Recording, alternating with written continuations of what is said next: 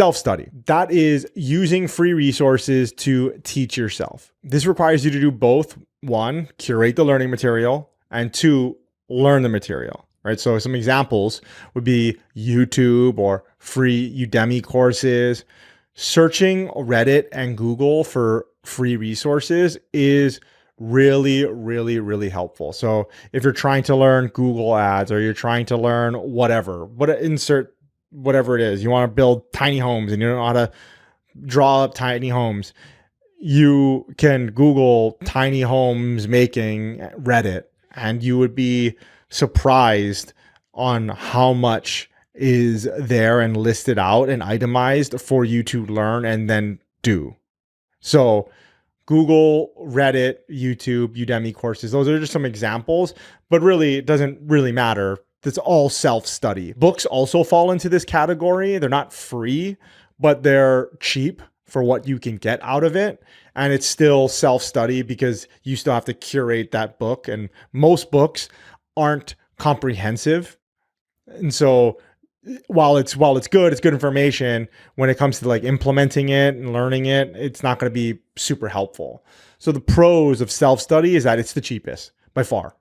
Most of it's free. If not, it's a book, $30, less than $100 usually in self-study. The second thing is that what's great is that you can customize exactly what you learn. So instead of just broadly talking about Google ads, you could just learn how to test titles of Google ads, or just test copy of Google ads, or just test images of Google ads, something like that. You could take a course or find a resource or a blog article that is just about what metrics do I need to learn first for Google ads, something like that. So you can really customize exactly what you need to learn.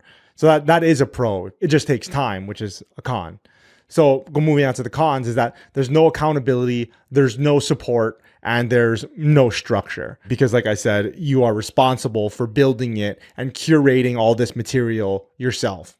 I use this all the time, as I'm sure that you do this as well. But when I was first starting to learn how to do photography and videography, I didn't have a lot of money. And the money that I did have, I wanted to put it towards new gear, or at least new to me, used gear. As any photographer or videographer knows, like, especially when you're first starting out, all you want is more gear. You think that more gear will make you a better photographer and videographer, which just isn't true when you start to get into it. Like anything else, sure, gear helps. But the main thing is knowing how to use the gear, understanding the terms, how to use your camera, how to frame shots, how to tell stories, how to edit. That's really what matters. But I was too busy spending money on gear because I thought, oh, well, that's what I can do right now. I can buy all these fancy cameras, I can buy all these fancy lights, or whatever it was, a gimbal or whatever. But I didn't want to spend any money on actually figuring out how to use it. So I went the self-study route of teaching myself how to do all of these things. I used all kinds of free and cheap resources to learn what to do at the beginning. I watched Peter McKinnon, Parker Walbeck at the time. These are YouTubers that talk about this type of stuff. I don't watch them anymore.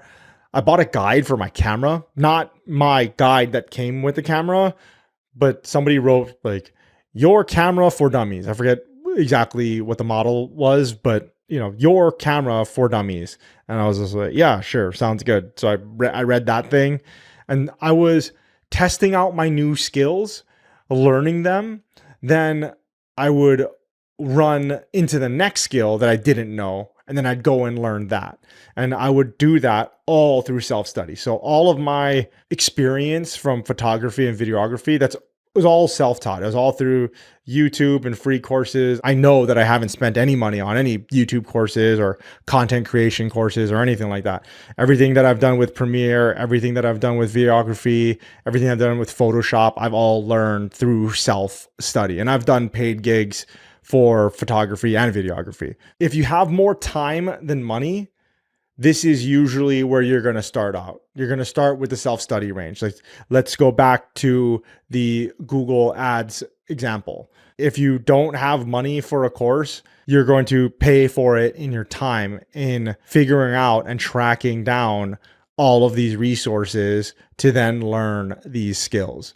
And this is usually the course that we tell people to take first. Take a free course, watch YouTube videos, see if you like it first, see if it's actually what you need to know. Take it. You might learn everything that you need to know right there, and you check that skill off onto the next. But you might find that, wow, this is really, really complicated. I should buy a more structured course, right? So let's say you wanted to learn how to make a short story or a short film, and you go and you look at a YouTube course of how to make a short film, and you don't know anything. They start all the way at, here's how to do a story. And they're like, yeah, you shoot it from this angle, this angle, this angle. And you're like, I don't even know how to turn the camera on.